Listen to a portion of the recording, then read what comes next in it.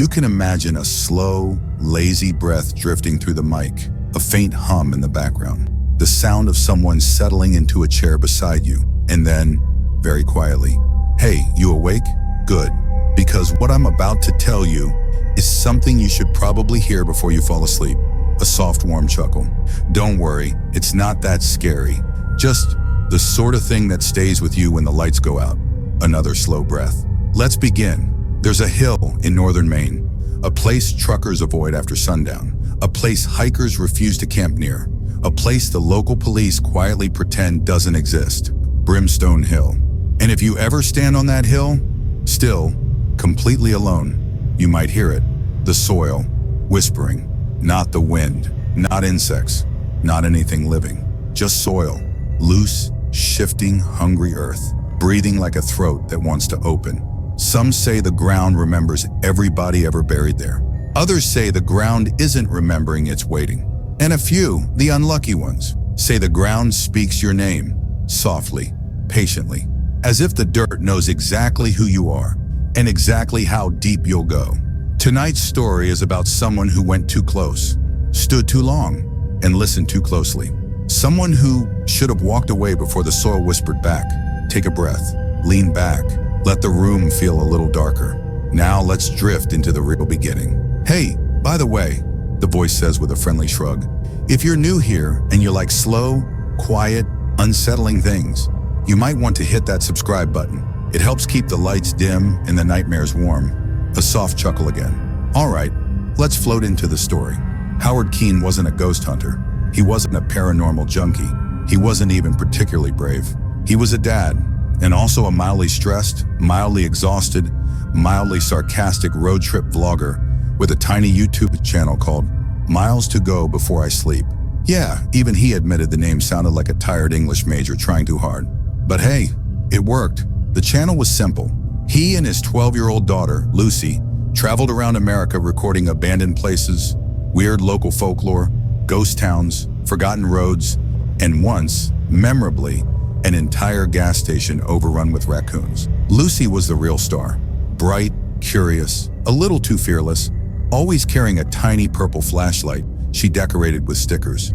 She loved creepy locations, but she wasn't reckless. At least, not until Brimstone Hill. It was late October, not Halloween night, not anything dramatic, just that time of year when evenings feel slightly wrong, like they're too quiet, like the air is holding something it shouldn't. Howard and Lucy were driving along Route 29, heading north through miles of empty forest and patchy fog. Their car was old but steady, humming like a tired friend trying its best. "Dad," Lucy said, kicking her boots against the seat. "You know this road wasn't here last year." Howard snorted. "It's a road, Luce. They build these things. That's kind of the point." "No," she insisted, sitting up, eyes narrowing at the tree line. "I mean, I don't remember it at all. Didn't this area used to be a lake or something?" He raised an eyebrow. "A lake? Sweetheart, there is absolutely no lake anywhere near here." Lucy shrugged. "It just feels wrong." Howard didn't argue. Kids had instincts adults forgot how to listen to. And the forest here did feel off. Too still, too watchful. Like the trees leaned a little closer to the road when your back was turned.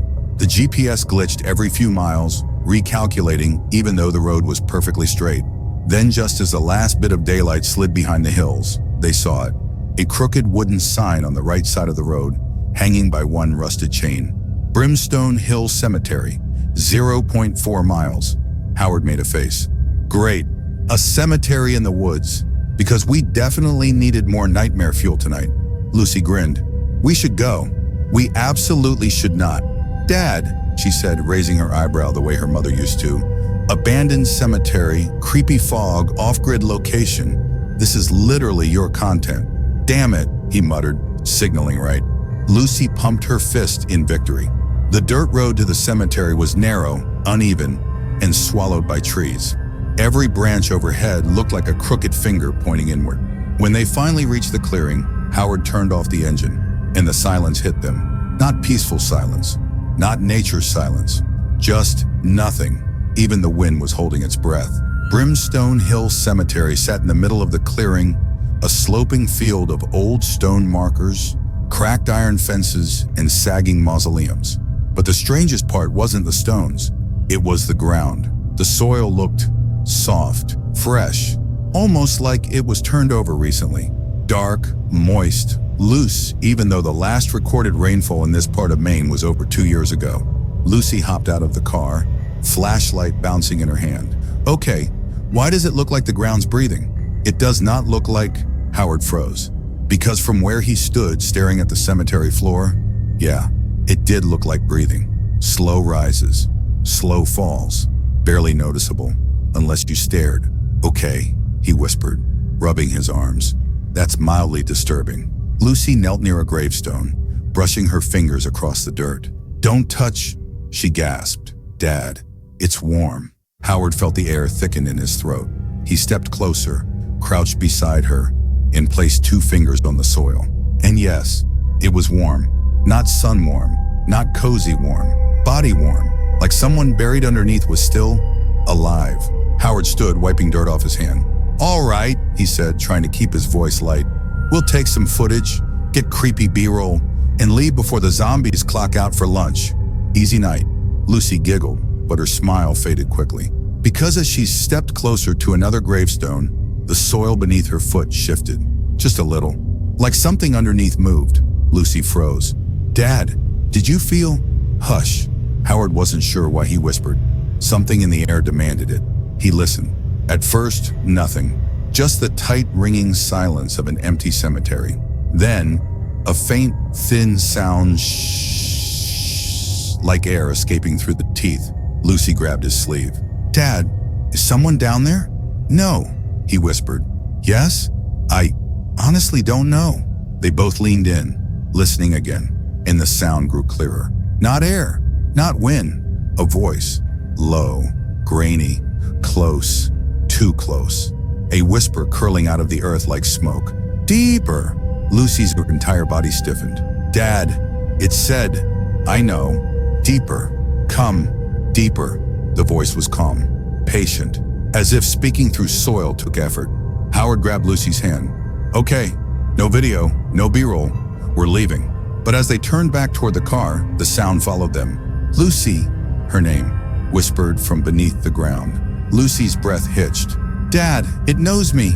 Nope, we're done. We're so done. They rushed toward the car. But the soil shifted again. And this time, they saw it. A hand, not a bone hand, not a corpse hand.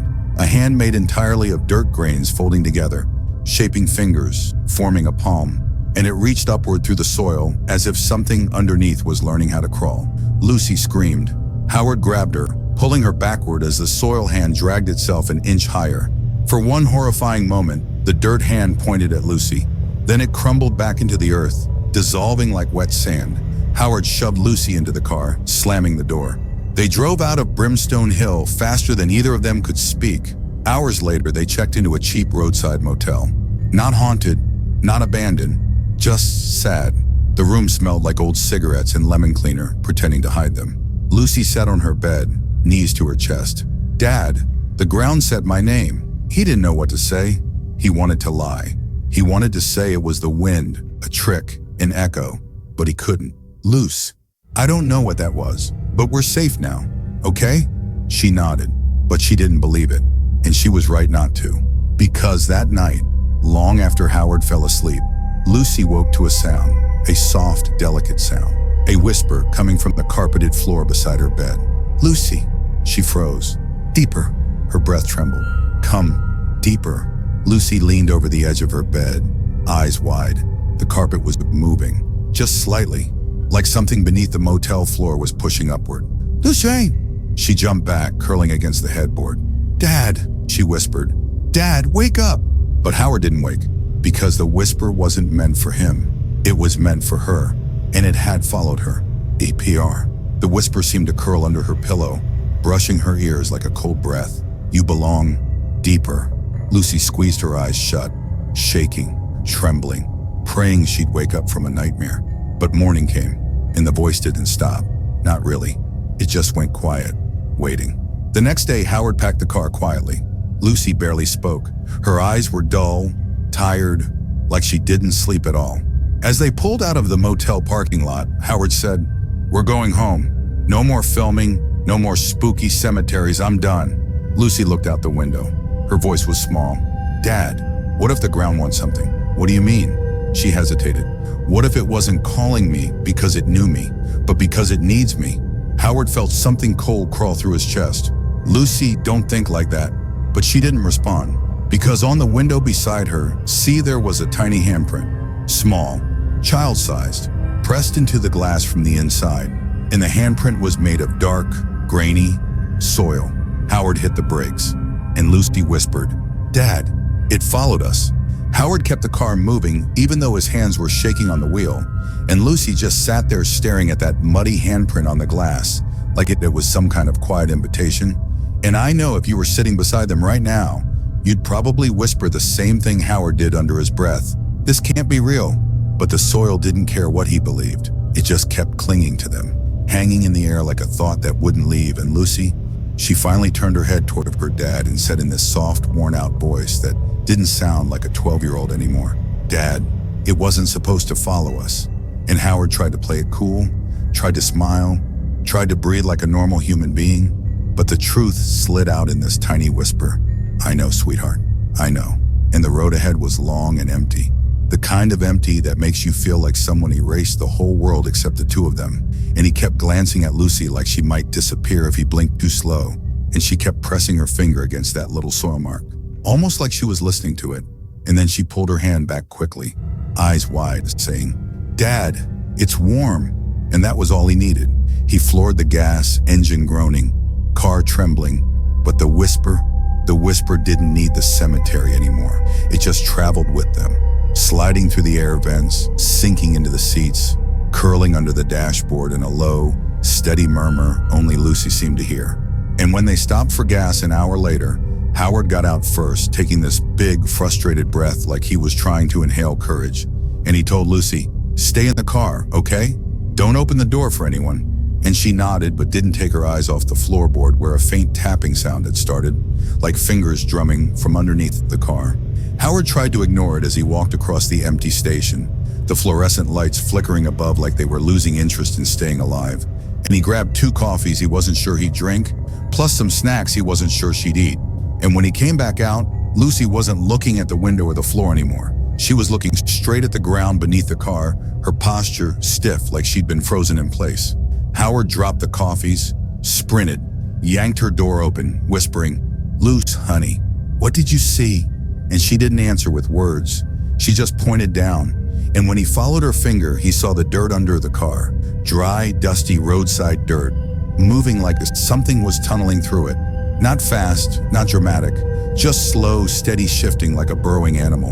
Only this one whispered her name every time it paused. Howard didn't think, he didn't look twice. He just pulled her close and said, get in the back, lie down, cover your ears. And the whole time Lucy kept whispering, Dad, it's not trying to hurt me. I think it's trying to tell me something, which did absolutely nothing for his blood pressure. He slammed the door, jumped back behind the wheel, and peeled out of that gas station with dust curling behind them like a tail. For a long stretch, they didn't speak. Howard focused on the road. Lucy focused on the whisper only she could hear.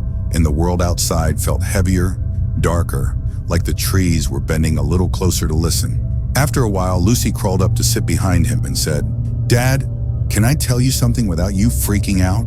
And he said, probably not, but go ahead. And she took this long, shaky breath and whispered, I think I've heard the voice before. And for a second, the car felt too small for both of them, like the air got sucked out. And Howard asked, what do you mean before? Trying hard not to sound terrified. And Lucy nodded slowly, eyes unfocused, like she was remembering something half-dreamed, saying sometimes when I was little, when I couldn't sleep, I'd hear something under our house, saying my name, really soft, just like this. And Howard's grip tightened so hard on the steering wheel that his knuckles went pale. He wanted to tell her that wasn't possible, that she was tired, scared, confused, but a part of him, a very quiet, very frightened part, remembered nights when the floorboards in their old house creaked like someone crawling, not walking, someone dragging themselves along the underside of the living room. And he always blamed it on old pipes, settling wood, whatever excuse made sleep easier. But now, with the soil whispering through the damn car vents, He wasn't sure anymore. And Lucy, she wasn't done. She leaned forward, placing her hand on the back of his seat, whispering, "Dad, what if it's not following us? What if it's always been with us?" And he whispered, "Luce, please, not right now." But she kept going, voice soft, steady, almost hypnotic. What if the ground remembers people, not just the ones buried, but the ones it wants?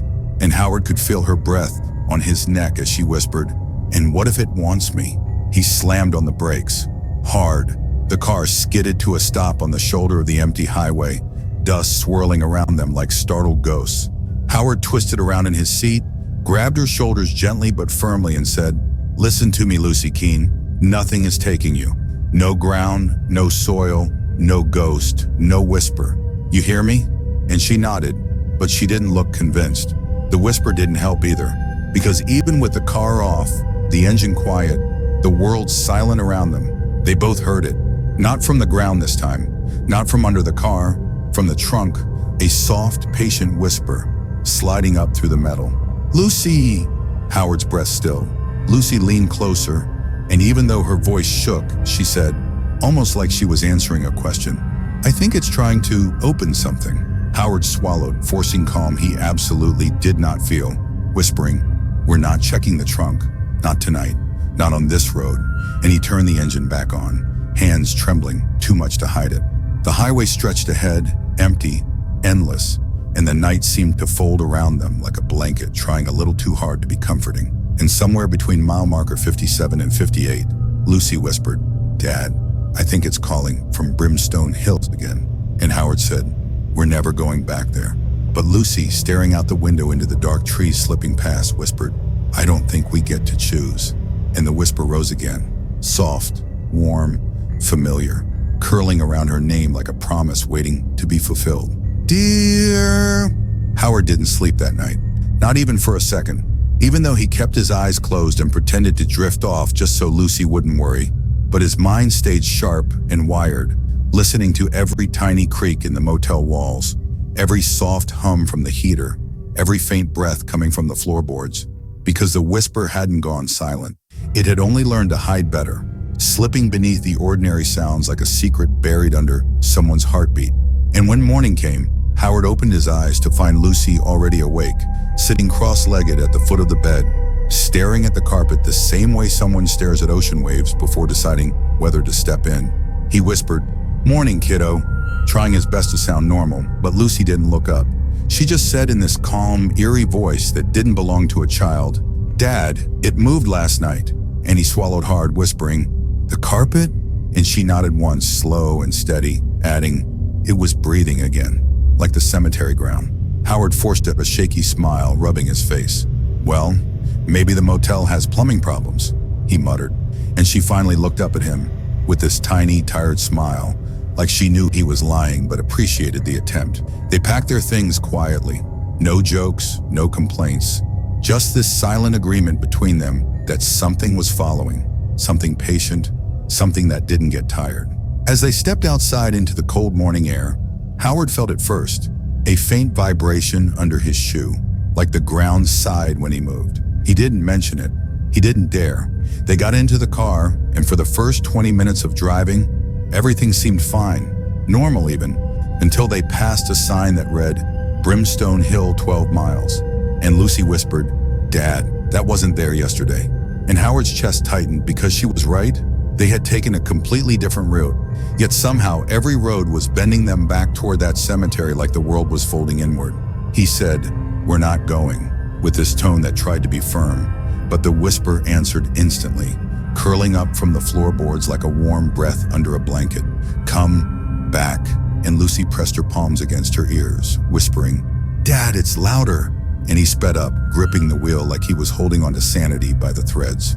The trees blurred past, the road stretched endlessly, and then suddenly, fog rolled in, thick and low, like someone spilled white ink across the asphalt, and Howard slowed the car, muttering, "Great, perfect, sure, why not?"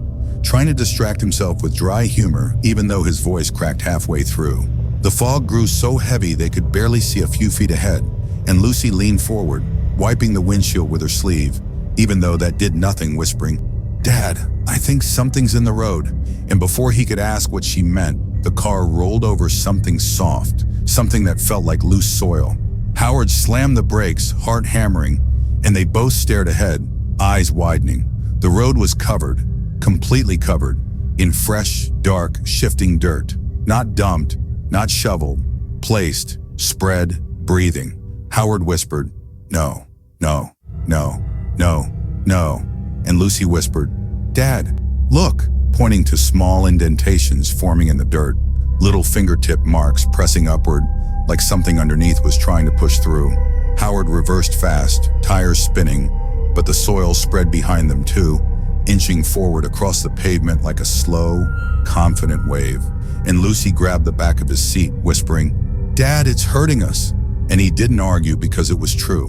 The dirt wasn't blocking the forest, the fields, or the sky. It was blocking the road leading anywhere except back toward Brimstone Hill. 10 minutes later, they reached a fork in the road, and the GPS, which had been glitching for hours, suddenly stabilized with one clear direction. Turn right to Brimstone Hill Cemetery. Howard snarled, "Absolutely not," and turned left instead, and instantly the engine sputtered, coughed, and died like someone pinched the fuel line shut. The car coasted to a stop in a silent stretch of forest, the fog thickening around them like a curtain being pulled. Lucy whispered, "Dad, the ground wants us off the road." And Howard whispered, "It can want whatever it wants. Doesn't mean it gets it." But then, from beneath the car, a soft tapping started. Slow, rhythmic, patient, like someone knocking politely from under the earth. Lucy pressed her palm to the floor and whispered, "Dad, it's saying something." And before he could stop her, she lowered her ear to the carpet, eyes widening as the whisper flowed up through the car, echoing like a warm, vibrating breath. "Lush, you left too soon." Howard's blood turned cold. He pulled her up fast, holding her shoulders, whispering, "Don't listen, don't answer, don't react." But she whispered, "Dad, I think it's calling me by my middle name." And that's when he realized the whisper didn't just know her nickname. It knew her full name, her voice, her heartbeat, her breath, the way you know something you've been listening to for a long, long time. The tapping grew louder, the floor of the car trembling lightly, dirt shifting somewhere deep beneath the road. And Lucy, poor kid, she looked terrified and mesmerized at the same time, whispering, "Dad, I think it wants to show me something." And Howard grabbed her hand, whispering through clenched teeth, "Nothing underground has ever wanted to show anyone anything good." They sat in the dead car for nearly a minute before Howard made the worst decision he'd made all week, and maybe the only one he had left. He opened the door. Fresh, cold air rushed in. Silence followed. Absolute ringing silence. Lucy whispered, "Dad, what are you doing?" And he whispered, "If it wants us, it's not getting you. I'm checking under the car." But she grabbed his sleeve, pleading softly, "Dad, please don't go down there. The ground is awake." Howard forced a shaky smile, brushing her hair back gently. "I know, sweetheart. That's why I'm not letting it get any closer." He stepped out slowly, crouched beside the car, and felt the soft dirt shifting under his shoes like a living thing. And just as he leaned down to look underneath, just as the earth trembled, Lucy screamed, "Dad, move!" And the soil under the car rose like something trying to stand up. Howard stumbled backward as the soil rose in a slow, awful swell beneath the car, lifting the chassis just an inch, but enough to make the metal groan like something was trying to crawl out from under it. And he scrambled to his feet, whispering a shaky, "Nope, nope, nope," under his breath, grabbing the driver's side door and yanking himself inside as Lucy clutched his arm, her voice trembling as she whispered, "Dad, it heard you. It knows we're scared." And Howard, breath unsteady, stared at the floor as it pulsed once, twice, like a heartbeat pushing through the carpet, the whisper curling up around their ankles with a sickening warmth. "Deeper, Lucy, deeper." And Lucy squeezed her eyes shut, whispering, "Dad, it wants me to follow." And he grabbed her face gently but urgently, whispering, "Sweetheart, you listen to me. Nothing underground gets to decide what you do." But the whisper only grew steadier, patient, almost coaxing, and the car vibrated as the shifting dirt beneath it began to retreat down the road, flowing like a slow river leading back toward Brimstone Hill. And Howard realized the soil wasn't trying to trap them. It was guiding them, herding them, leading them like obedient shadows back to where it wanted them to be. When the engine suddenly roared back to life on its own, Howard almost jumped out of his skin because he hadn't touched the keys. And Lucy whispered, "Dad, it's driving for us." And before he could react, the steering wheel jerked slightly on its own, not violently, just a little nudge, like a quiet suggestion, and the car began rolling forward down the dirt-lined path that hadn't existed minutes earlier. A path lined with trees bending overhead, like ribs of a giant beast closing them in. Howard gripped the wheel, fighting it, muttering, No, you don't get to do this." But the car pulled with a strength far beyond mechanical, like gravity had shifted, and the only slope now was toward Brimstone Hill. Lucy whispered, "Dad, please stop fighting. It's getting angry." And right then a crack appeared in the asphalt ahead, fast, sharp, splitting the ground like a mouth opening, and Howard let off the wheel instantly, letting the car glide, because he understood the threat. They drove in tense silence until the forest thinned, revealing the hill rising ahead through the fog, the cemetery perched on top like a nest built for something that didn't want to be alone. Howard whispered, "Lucy, whatever happens, stay behind me." And she nodded, but her eyes were strangely soft, almost dreamy, like she was hearing something he couldn't. The car rolled to a stop on the edge of the clearing, engine dying the instant they reached the hill, and the world sank into that same suffocating silence they felt the first night. No birds, no wind, no life. Lucy stepped out slowly like she was being called by something gentle but irresistible, and Howard grabbed her arm whispering, "Luce, please don't go." But she looked at him with this heartbreaking calm and whispered, "Dad, it's not trying to hurt me, it's trying to return something." And he shook his head, fear tightening every muscle in his chest, whispering, "Return what?" And Lucy didn't answer. Instead, the soil around the nearest graves began to shift, forming small spirals, swirling like delicate whirlpools of dirt. And in the center of those spirals, tiny handprints began appearing in the soft earth. Dozens of them, small as a child's, pressing upward like memories reaching for the sky. Howard stepped back, whispering, No, what is this?" And then the ground directly in front of Lucy opened in a slow, silent breath, the soil parting like warm sand, and something rose from it. Not a body, not bones, not anything human, just a shape of dirt forming upward, building itself into a fragile silhouette the size of a child, with softly crumbling hands, and a faint face shaped in shifting soil. No eyes, no mouth, just an impression of one.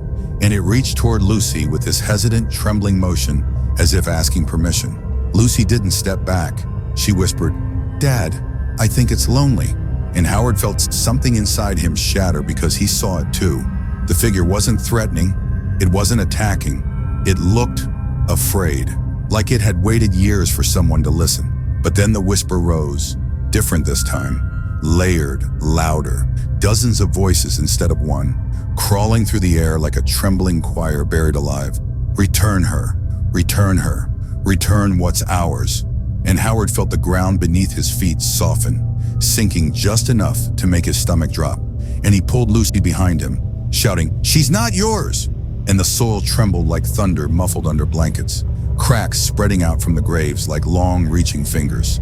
The child-shaped soul figure collapsing into dust at Lucy's feet. And she screamed, not in fear, but in heartbreak, as the ground roared beneath them, the whisper turning into a deep guttural sound, a sound like 1,000 voices speaking through packed earth. "Give her back!" And Howard grabbed Lucy, pulling her toward the car, but the dirt surged up like a wave, cutting them off, and Lucy whispered, breath shaking, "Dad, I think they're talking about someone else." But before he could ask who, the ground directly behind them split open, slow, deliberate, and a small, fragile shape rose from the soil. Not dirt this time, not a weird earth figure, but something wrapped in old, decaying cloth, a shape the size of a little girl. Howard froze, every part of him turning cold, as the small, cloth-wrapped figure rose fully from the crack in the earth, lifted not by hands but by the slow, unsettling push of the soil itself, like the ground was presenting something it had been cradling for years. The bundle sagged slightly, folds of the ancient fabric clinging to a shape unmistakably child-sized. Lucy's breath hitched, soft and sharp, as she whispered, "Dad, It's not alive, but it's not letting go. The earth around the figure trembled in little pulses, steady, rhythmic, like a heartbeat trying to restart itself through dirt. Howard stepped forward slowly, palms raised, voice trembling. "Stop. Just stop. Please." But the whisper rose again, and this time it wasn't angry. No thunder, no roar, just a soft, desperate murmur sliding through the cemetery like wind made of breath. "Return her. Return her to us." The soil around the child-sized bundle shifted, curling around its base like fingers refusing to release a fragile treasure. Lucy knelt, too close, too trusting, her hand hovering inches from the cloth, and Howard hissed, "Luce, don't touch it." But she shook her head, whispering, "Dad, they're not asking for me. They're asking for the one who belongs here." Howard's stomach dropped. "What do you mean, belongs?" Lucy's voice was a trembling whisper. "Someone they lost. Someone they think we took." The wind didn't move, but the trees above them shivered anyway, shedding dust and fragments of leaves as if reacting to her words. The earth around the graves tightened, the cracks widening with a low groan that vibrated through the soles of Howard's shoes.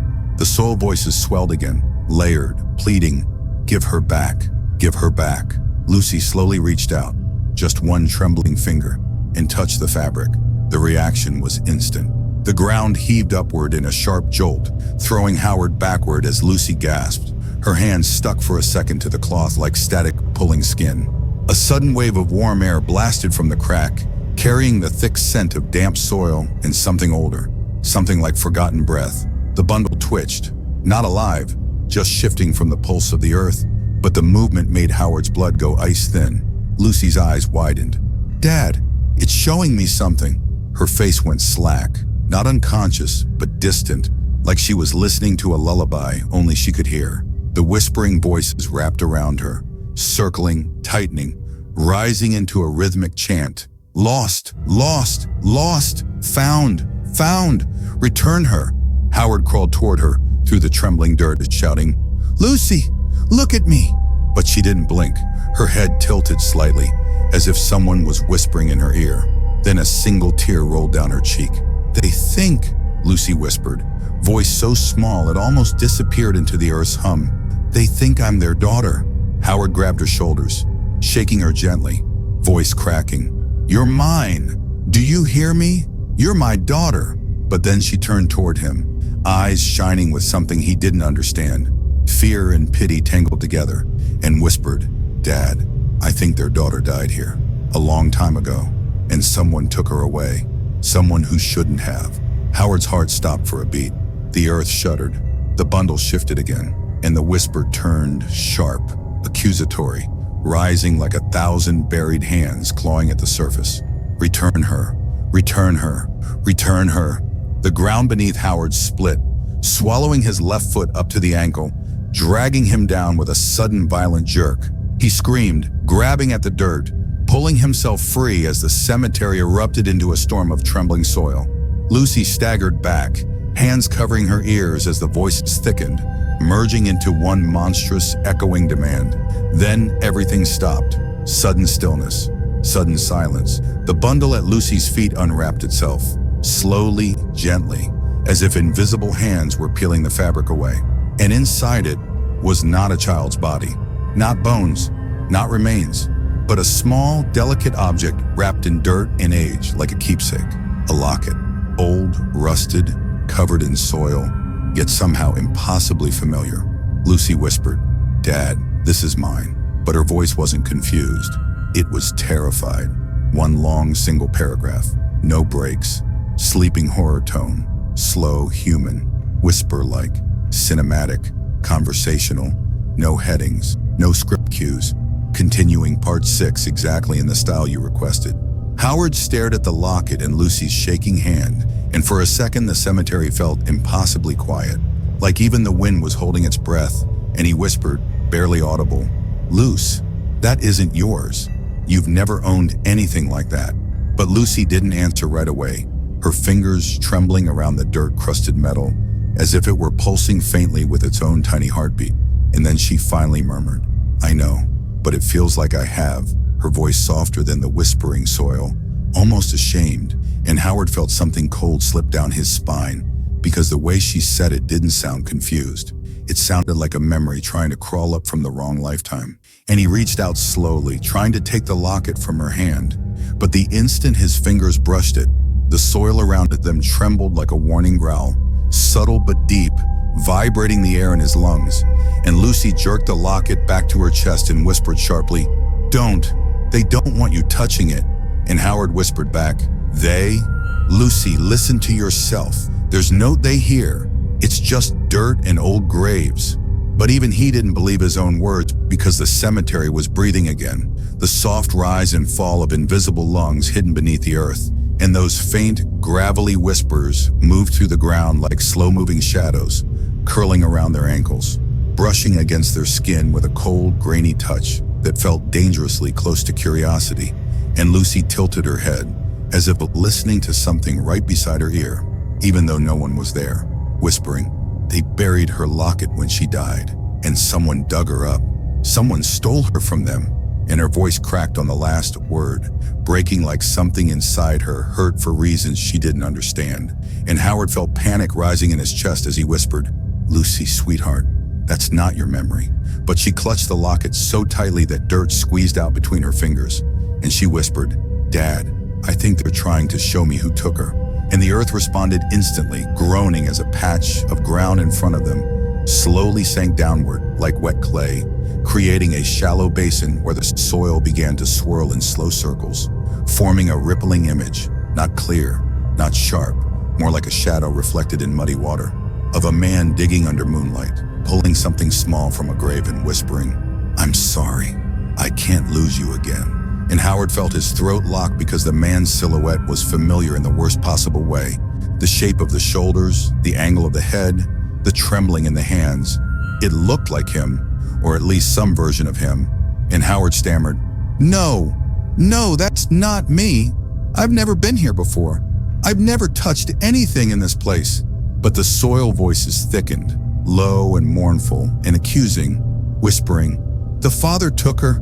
The father stole what was ours." And Lucy turned toward him, so slowly it made his stomach twist, her eyes wide, shimmering with a fear he'd never seen in her before. And she whispered, "Dad, did you?" And he shook his head violently, hands raised, voice breaking as he whispered, "Lucy, I swear on my life, on yours, I have never taken a child from here. I didn't even know this place existed." But the soil didn't care about his voice. The earth didn't care about his logic, because it didn't move like nature anymore. It moved like memory, ancient and wrong, twisting into the shape of a story that had already decided who the villain was. And the ground around Howard's feet began to soften again, pulling gently downward like quicksand made of sighs and broken promises. And Howard whispered desperately, "Lucy, help me up. Don't let them." But she didn't move toward him. She only stared at the locket in her hand, face pale, whispering, "They said the daughter was taken. But Dad, what if they don't mean from the cemetery? What if they mean from them?" And Howard froze because there was something in her tone that felt like the beginning of a truth he didn't want to hear, a truth he didn't even understand yet. And the whispers grew louder, swirling around them in a rising chant, "Return, return, return what was lost." And Lucy stumbled back a step as if pushed by invisible hands, the locket glowing faintly now, warm against her palm, and she whispered, "Dad, they think I'm not yours. They think I'm theirs." And the ground beneath Howard's knees collapsed completely, pulling him down to his waist with one harsh, wet sound, as if the earth had finally opened its mouth, and the soil wrapped around him like arms made of dust and grief, whispering, "Give her back." And Howard screamed her name, reaching upward. But Lucy only shook her head slowly, tears falling even as her voice stayed soft, almost calm. "Dad, what if they're right? What if I was never supposed to be with you?" And the earth tightened around him like a closing fist, dragging him down inch by inch. And the last thing Howard saw before soil filled his vision entirely was Lucy standing perfectly still above him, clutching the locket to her chest, her voice breaking into a whisper that felt like a goodbye. "I don't know who I belong to anymore," as the whispering soil of Brimstone Hill swallowed him whole. Do you think Lucy was always a part of the whispering soil? Or did the cemetery steal her memories to make her believe she belonged to them? What's your theory?